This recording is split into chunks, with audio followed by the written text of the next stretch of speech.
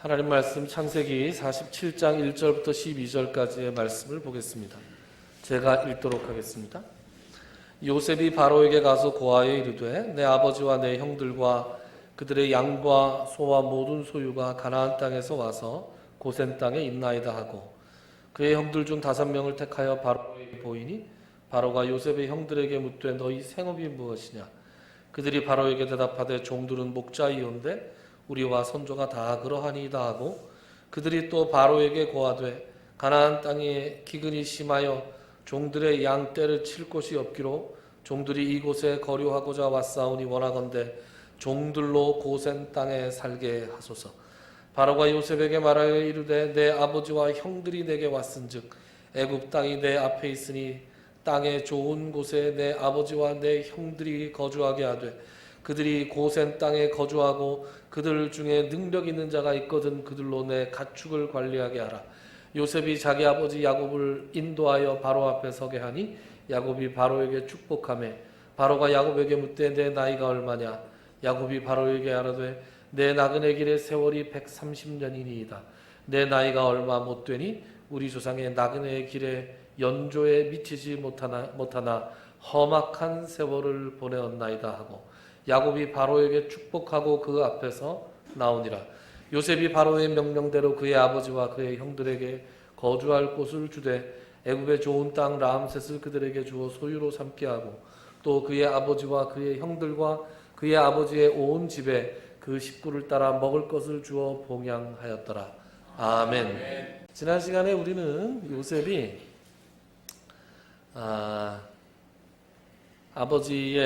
아버지와 형제들을 어떻게 하면 지혜롭고 현명하게 이 땅에 정착시킬 수 있을까? 애굽 땅에 정착시킬 수 있을까?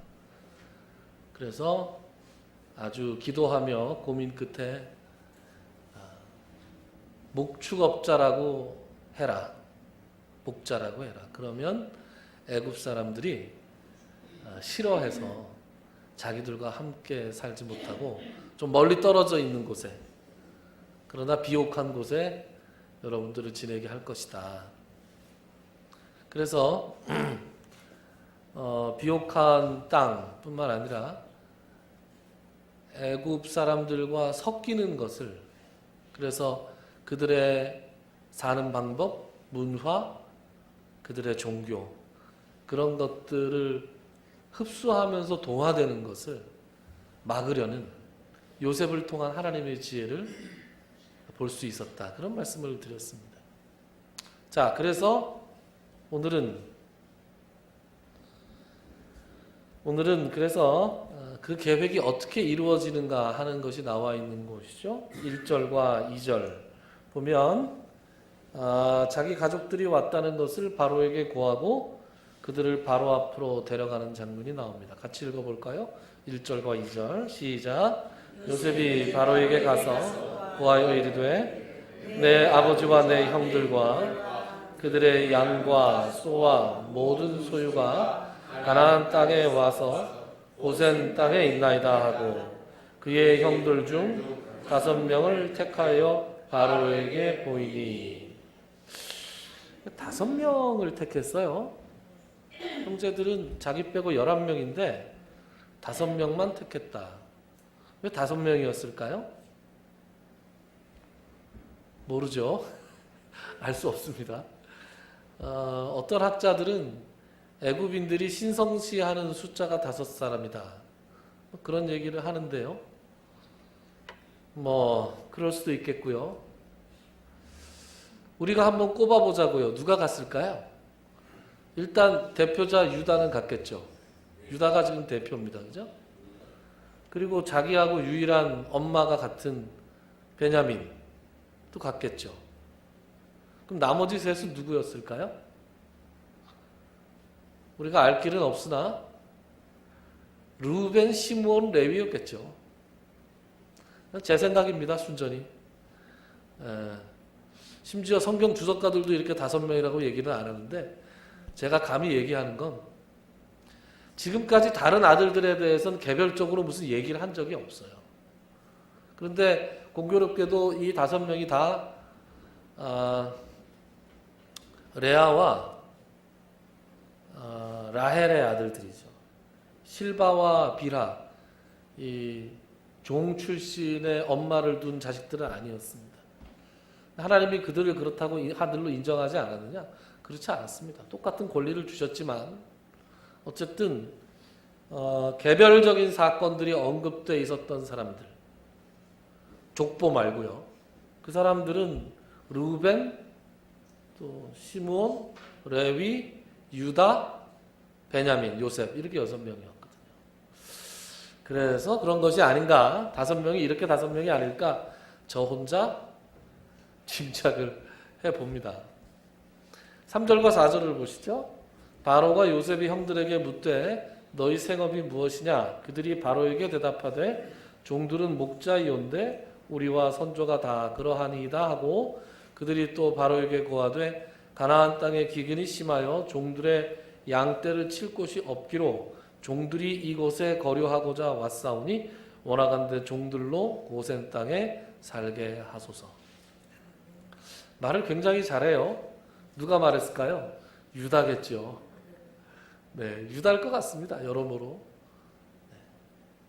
그런데 이 3절과 4절의 말씀을 보면 지금 그 내용이 46장의 맨 마지막에 요셉이 했던 말을 그대로 하고 있는 것을 볼 수 있죠.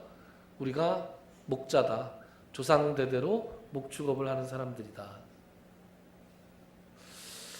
그런데 이제 한마디를 더 붙입니다. 유다가 뭐라 그러냐면 가나안 땅에 기근이 심해서 우리가 양떼를 칠 곳이 없어서 이곳에 거류하러 왔다. 그럼 거류가 뭐죠? 잠시 머무른다 이런 얘기죠. 잠시 머무른다. 그래서 예전에 그 제1거류민단 그러면 어렸을 때 그게 무슨 말일까 되게 궁금했는데 잠시 머무른다. 나그네로 머무른다라는 뜻입니다. 그렇게 거류한다 그래야 거기에 지금 바로 혼자 있을 게 아니라 바로의 신하들도 옆에 쭉 있지 않겠습니까?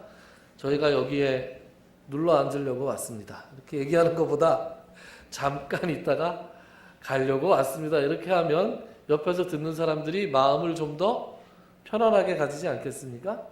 그래서 그리고 실제로도 그렇고요.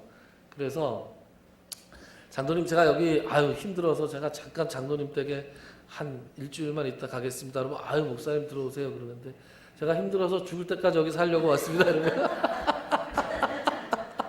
그때부터 아이고 이게 부담이 돼가지고 언제까지 살지는 거야 이렇게 생각되지 않겠습니까? 네, 바로라 하더라도 또 바로의 신하들이라 하더라도 요셉도 가뜩이나 어떻게 하면 요 사람을 좀 끌어내릴 수 있을까 그렇게 생각하는 이 정치인들이 한둘이 아니었을 텐데 형들까지 자식들까지 한 70명 플러스 알파 많은 인원이 들어왔을 때 눌러 앉는다 그러면 좋아할 사람이 아무도 없었겠죠. 그래서 거류한다 이렇게 지혜롭게 얘기했습니다. 거기다가 고센 땅에 살게 해주십시오라고 변죽도 좋아요. 어디에 살게 해달라고 그렇게까지 얘기를 하고 있습니다. 다 요셉을 믿거니 하고 얘기하는 것이겠죠. 5절과 6절을 보시죠. 바로가 요셉에게 말하여 이르되 내 아버지와 형들이 내게 왔은즉 애굽 땅이 내 앞에 있으니 땅의 좋은 곳에 내 아버지와 내 형들이 거주하게 하되 그들이 고센 땅에 거주하고 그들 중에 능력 있는 자가 있거든 그들로 내 가축을 관리하게 하라 그랬습니다. 요셉이 의도한 바대로 바로가 지금 뭐라고 얘기하고 있어요? 경의 뜻대로 하시오 이렇게 얘기하고 있습니다. 왕이 원래 그런 거죠. 경의 뜻대로 하시오. 그런데 경의 뜻대로 하시오 말고 한마디를 더 붙이고 있습니다. 그게 뭐예요? 네, 그들 중에 능력 있는 자가 있거든. 즉 가축을 돌본다고 하니 짐승을 돌보는 사람들이라고 하니 그 분야에서 좀 뛰어난 사람이 있거든. 내 가축을 좀 돌보게 하라. 이렇게 얘기하잖아요. 여러분 바로의 가축이 한두 마리겠습니까? 야곱이 가지고 있는 가축대도 헤아리기 힘들 만큼 많았습니다. 하나님께서 복을 주셔서 이렇게 많았잖아요. 하물며 일국의 왕의 가축을 관리하라. 이거 지금 대단한 거 아닙니까? 여러분, 그러면서 제가 그런 생각이 났어요. 예전에 우리 어른들이 말하던 속담 중에서 이런 말이 있잖아요. 어른 말을 잘 들으면 자다가도 떡이 생긴다, 이런 말이 있잖아요. 어렸을 때는 그 말이 무슨 말인지 몰랐는데 나이가 한두 살 먹다 보니까 어른 말 잘 들으면 자다가도 떡이 생기는 게 정말 맞잖아요. 어린아이의 그 좁은 소견과 생각대로 어른은 그 아이의 그 좁은 생각과 소견에 맞추어서 일일이 다 설명할 수가 없잖아요. 그러니까 이렇게 해라 이렇게 얘기하면 어른이 어련히 알아가지고 이 다 모든 걸 생각하고 지혜롭게 얘기하는 건데, 이 좁은 소견을 가진 애들은 지 멋대로 지 의지대로 하다가 결국은 뭐 합니까? 떡은커녕 사서 고생을 하죠. 사서 고생을 하는 경우가 많습니다. 그래서 어른 말을 잘 들으면 자다가다 떡이 생기는데, 지금 이거를 우리 크리스찬들의 삶에 적용을 해보면요, 하나님 말씀을 들으면 자다가도 떡이 생기는 거예요. 지금 유다가 대표로 된 이 형제들이 요셉이 시키는 대로, 즉 하나님께서 요셉을 통해서 시키는 대로 지금 하잖아요. 의문을 품지 않고 그렇게 시키는 대로 그대로 합니다. 그 말을 잘 들으니까 이 사람들이 지금 떡이 하나 생겼어요. 떡도 보통 큰 떡이 생긴 게 아니라 왕의 가축을 관리하는 일이 생겼습니다. 이거 오늘날로 치면 백악관하고 청와대하고 거래하는 거잖아요. 그렇게 하니까 느낌이 좀 오죠? 예, 제가 무슨 사업을 하는데 청와대에 납품해 그러면 돈 떼일 일이 있습니까? 돈 떼일 일도 없고, 그리고 일이 끊어질 일도 없겠죠. 그냥 편안하게 사는 겁니다. 왕의 관리만 해도. 그리고 어떤 업체를 운영하세요? 뭐 운영하는데 제가 그냥 청와대에 납품하고 있습니다. 조그맣게. 그러면 그거 자체로 보증수표가 되는 거 아니에요? 그 업계에서 그냥 넘버원이 되는 거죠. 들어오자마자 하나님이 시키는 대로 했더니 이렇게 자다가도 떡이 생기는 일이 이들에게 발생했습니다. 저는 그래서 이 말씀을 보다가 여러분들에게 바로 이런 일이 일어났으면 좋겠다. 하나님의 말씀대로 순종하며 살다가 내 의지대로, 내 소견대로, 내 이 좁은 소견에서 기대하고 생각했던 것보다 훨씬 더 큰 일을 감당하고 훨씬 더 큰 복을 주님으로부터 받아 누리는 여러분들이 될 수 있기를 축복합니다.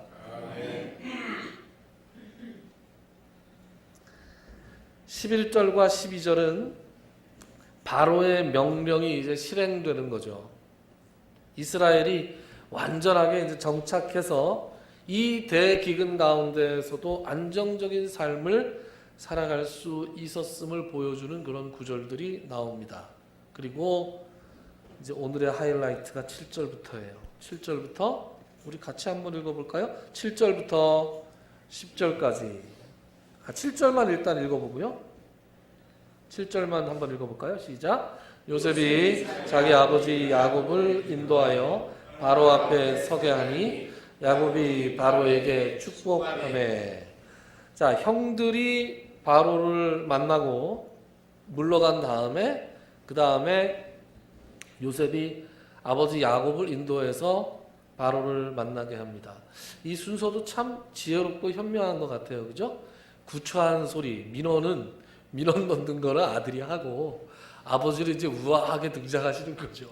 다 이제 민원이 다 해결된 다음에 우아하게 아버지가 어른처럼 등장해서 이제 바로를 접견합니다. 그때 이 야곱이 한 행동이 뭐였어요? 들어오자마자 뭘 했습니까? 바로에게 축복했습니다. 여러분, 축복은 누구의 이름으로 했을까요? 여호와 하나님의 이름으로 했겠죠. 축복했다라는 말만 나왔고 축복의 문구는 안 나와서 잘 짐작할 수는 없지만 하나님 여호와 하나님의 이름으로 바로가 복을 받기를 원합니다. 이렇게 축복을 했겠죠. 축복을 했더니 8절부터 10절까지 말씀 같이 읽어볼까요? 시작. 바로가 야곱에게 묻되 내 나이가 얼마냐? 야곱이 바로에게 아르되 내 나그네 길의 세월이 130년이니이다.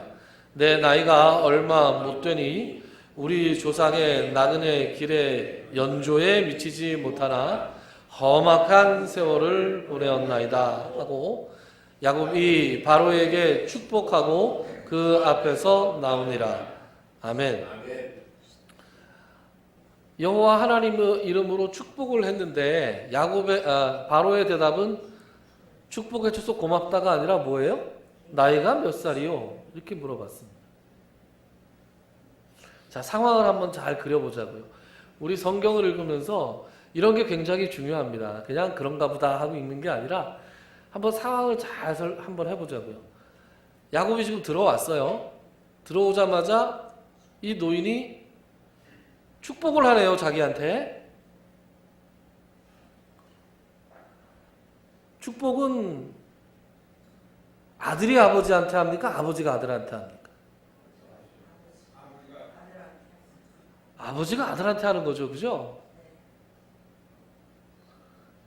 저희 집안에 이제 형제 자매들이 모이면, 가족들이 모이면, 아이, 김 목사, 네가 목사니까 네가 기도해라. 저는 극구 반대합니다. 왜냐하면 어른이 하는 거죠. 축복은 어른이 하는 거예요. 그게 뭐 교회에서 목사지 집에서도 목사인가요? 집에서 막내인데. 집에서 막내죠. 아버지 계시고 어머니 계시고 자형 있고 누나 있고 하는데 제가 어디 감히 축복을 하겠습니까? 복은 항상 축복은 복을 빌어주는 거잖아요. 하나님께 복을 빌어드리는 건데 그것은 윗사람이 아랫사람한테 복을 빌어주는 거예요. 이게 어디 분명히 나오냐 하면 히브리서에 보면 멜기세덱에 대한 이야기가 나옵니다. 멜기세덱에 대해서 가르치면서 히브리서 기자가 뭐라고 이야기하냐 하면 멜기세덱은 아브라함에게서 10분의 1을 취하고 약속을 받은 그를 위하여서 복을 빌었나니, 복을 빌었다는 얘기가 뭐예요? 축복하였나니 논란의 여지 없이 낮은 자가 높은 자에게서 축복을 받느니라, 이렇게 이야기하고 있어요. 그러니까 축복을 했다라는 건 어떤 의미예요? 영적인 의미에서 하나님 보시기에 야곱이 바로에게 축복을 할 위치에 있었던 거예요. 그래서 그러면 이제 대충 바로가 제일 높잖아요. 세상에서 제일 강한 사람 중에 한 명이었잖아요. 근데 저 노인이 도대체 뭔데 축복을 할까? 이런 생각을 하지 않았겠습니까? 그래서 물어본 게 나이가 얼마나 되시오? 이렇게 물어봐. 권력으로도 자기한테 안 될 거고, 그죠? 뭐예요? 재물로도, 야곱이 재물이 꽤 많은 사람이었습니다만 일구의 왕하고 비교할 수는 없었겠죠. 그러니까 뭘로 봐도 내가 저기에 복을 빌어줘야 되는데 저쪽에서 나한테 복을 빌어주고 있단 말이에요. 그러니까 분위기가 심상치 않으니까 나이가 많은가 보다. 그리고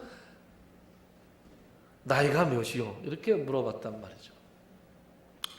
그러니까 야곱이 나이가 좀 들어 보였다는 건가요? 안 들어 보였다는 건가요?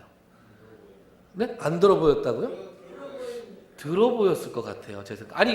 이건 정해진 답이 없어요. 안 들어 보였다 하고 근거를 막 댈 수도 있고, 들어 보였다 그러고 근거를 막 댈 수도 있는데, 제가 보기엔 들어 보였던 겁니다. 그랬더니 야곱이 뭐라고 대답하냐면, 여기 뭐라 그래요? 다시 한번 읽어볼까요? 내 나그네 길의 세월이 130년입니다. 그러니까 제가 130살입니다.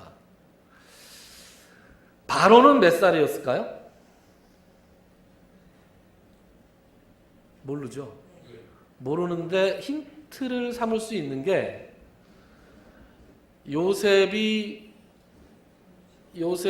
그 형들에게 자기 신분을 밝힌 다음에 이 아버지 야곱을 모시고 와라라고 이야기하면서 자기를 뭐라고 소개하냐면 바로가 나를 아버지로 삼았다 이렇게 얘기를 하거든요. 자기 집의 아비로 삼았다. 그러니까 학자들이 짐작컨대 바로는 요셉보다는 어렸다. 그러니까 상당히 젊은이죠. 상당히 요셉의 나이가 지금 39? 그러니까 요셉보다 젊었으니 상당히 젊은 나이입니다. 그러니까 130살짜리 노인이 섰으니 나이도 많았을 거고 제 짐작엔 130살보다 더 들어 보였을 것 같아요. 이제 한 걸음 더 나가는 거죠, 저는. 왜냐?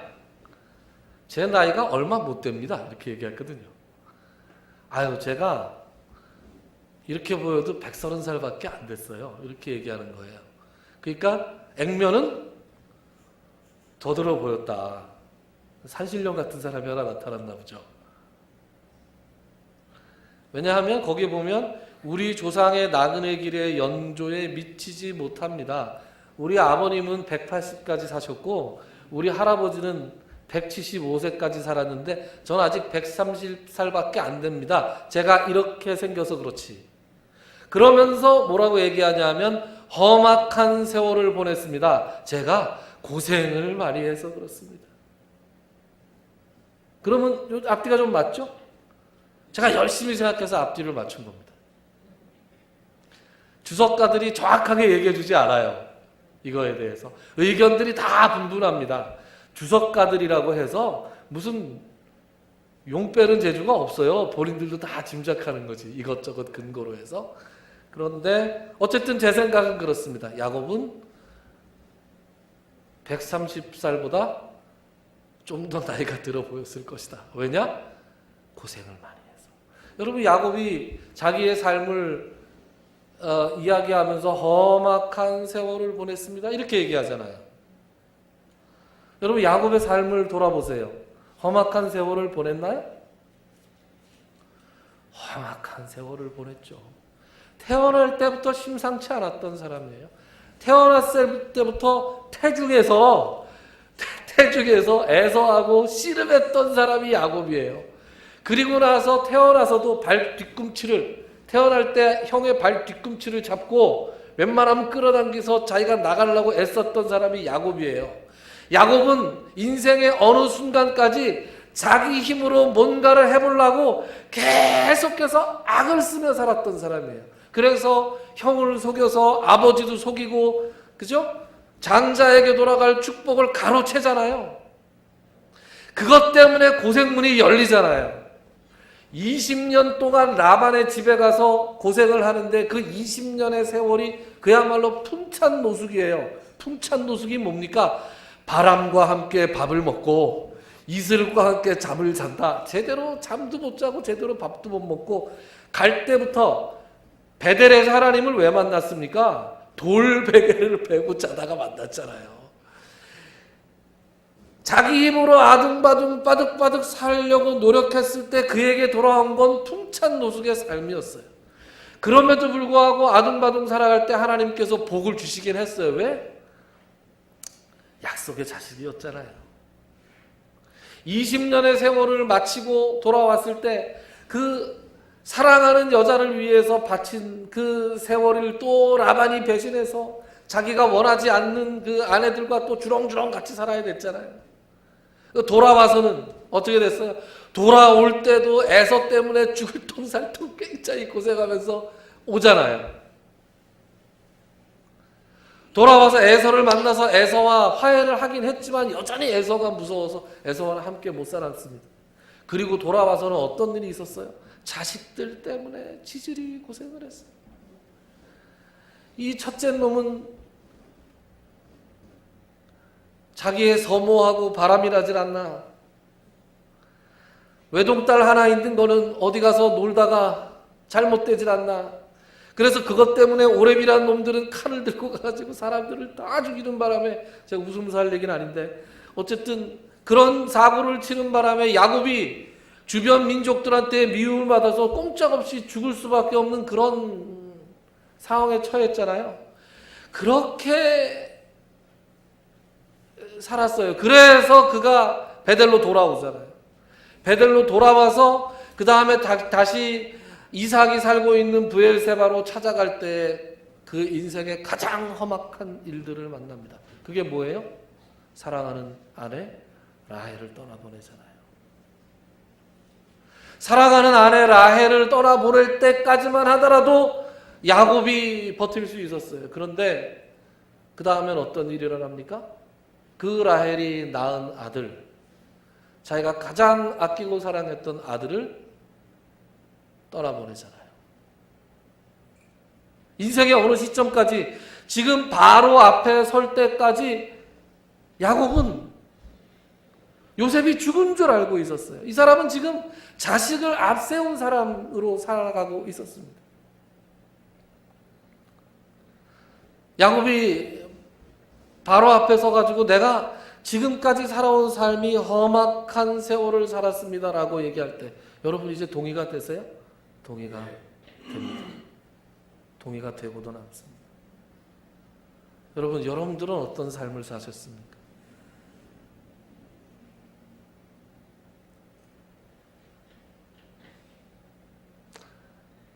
어떤 목사님 설교를 제가 듣다 보니까 예전에, 오래전에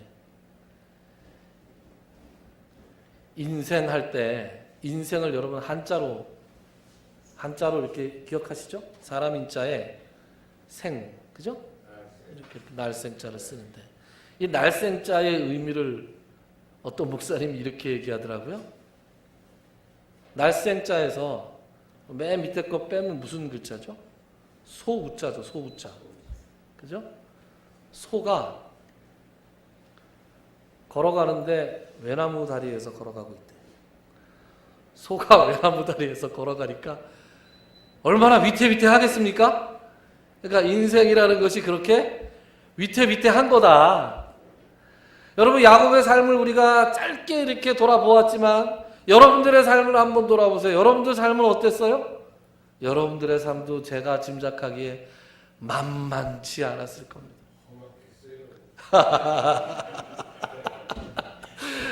네. 저도 만만치 않은 삶을 살았고, 여러분 나보다 더 험악한 세월을 산 사람이 있다고 해서 내가 산 험악한 세월이 아무렇지도 않은 게 아니죠. 다 사람은 자기 입장에서 가장 험악한 세월을 살아가는 거예요. 인생이 원래 험악하기도 하고 또 자기 욕심대로 자기 소견에서 하나님 뜻대로 안 살다 보니까 좌충우돌하면서 인간은 다 험악한 세월을 살아갑니다. 그런데 말이죠, 험악한 세월을 누구에게나 다 험악한 세월이 주어지게 되는데 그 험악한 세월을 살아가는 사람들의 모습은 서로 다릅니다. 여기가 중요한 거예요. 험악한 세월에 동화되어서 세월보다 더 험악하게 변하는 사람들이 있어요. 아유, 근처에도 가지 못하는 사람들이 있어요. 얼굴만 봐도 아이고 험악하게 살았구나, 저 사람 근처에 못 가겠구나, 험악해서. 그죠? 그냥 가시가 바짝 돋아 있어서 심술이 얼굴에 잔뜩 붙어 있는 그런 사람들이 있습니다. 그런데 험악한 세월을 살아왔음에도 불구하고 그 얼굴이 온화한 사람들이 있어요. 얼굴이 온화한 사람들이 말이죠, 혈기를 함부로 부리지 않고 따뜻한 분위기를 이렇게 풍기고, 야, 저분한테 가면 내가 무슨 얘기를 해도 어떤 행동을 해도 다 안아주겠다, 이런 분위기를 풍기는 분들이 있잖아요. 그분들의 삶이 결코 험악하지 않았던 게 아니에요. 그 험악한 세월 가운데 험악한 세월에 굴복하지 않고 그 험악한 세월을 오히려 자기 자신의 인격을 고매하게 만들어 나가는 그 승화 작업이 있었기 때문에, 승화의 과정이 있었기 때문에 그분들의 얼굴이 그렇게 온화한 거죠. 그 사람은 몇 살 이상부터는 자기의 얼굴에 책임을 져야 된다 그러지 않습니까? 오늘 집에 돌아가셔서 거울을 한번 싹 보시죠. 내 얼굴이 험악한가? 남들이 편안하게 올바른 얼굴인가? 그걸 자신할 수 있는 사람은 많지 않겠습니다. 그런데 말이죠, 제가 지금 주목하고 싶은 건 그런 거예요. 야곱이 험악한 세월을 살았음에도 불구하고 그가 지금 바로를 만나서 자기가 뭘 해야 되는 사람인지 분명하게 알고 있다는 거예요. 여러분, 야곱이 처음으로 하나님을 만났던 그때 하나님이 무슨 말씀을 주셨는지 기억하십니까? 아유, 그걸 어떻게 기억해? 찾아봐야지. 찾아보시죠. 창세기 28장. 하나님이 나한테 하신 말씀도 헷갈리는데 야곱한테 한 얘기가 어떻게 기억나냐? 네, 제가 잘못했습니다. 28장.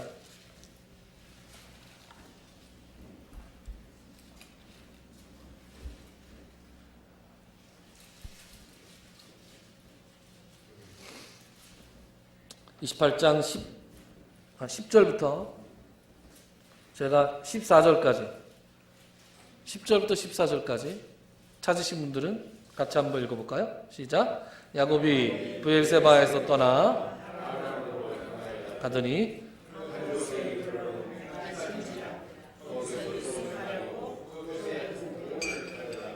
베개로 삼고 거기 누워 자더니 꿈에 본즉 사닥다리가 땅 위에 서 있는데 그 꼭대기가 하늘에 닿았고 또 본즉 하나님의 사자들이 그 위에서 오르락 내리락 하고 또 본즉 여호와께서 서서 이르시되 나는 여호와니 너의 조부 아브라함의 하나님이요 이삭의 하나님이라. 내가 누워있는 땅을 내가 너와 내 자손에게 주리니 내 자손이 땅에 티끌같이 되어 내가 서쪽과 동쪽과 북쪽과 남쪽으로 퍼져 나갈지며 땅의 모든 족속이 너와 내 자손으로 말미암아 복을 받으리라. 아멘. 땅의 모든 족속이 너와 내 자손으로 말미암아 복을 받으리라. 야곱이 처음으로 하나님을 만났을 때 하나님께서 몇 가지 말씀을 주셨는데 그 중에 하나가 뭐예요? 세상의 모든 민족들이 너를 통해서 복을 받을 것이다 라는 말씀을 주셨어요. 야곱은 말이죠, 자기 힘으로 자기가 어떻게든지 자기의 이름을 내기 위해서 죽을 똥 살 똥 고생을 하다가 어느 정도의 험악한 세월까지 겪었냐 하면 사랑하는 아들을 앞세우는 데까지 험악한 일들을 겪었어요.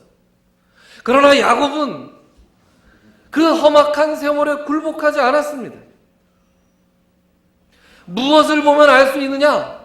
그가 하나님께서 베델에서 하셨던 이 약속을 기억하는 삶을 살고 있다는 거예요. 그게 뭐예요? 너로 인해서 세상의 모든 사람들이 복을 받을 것이다.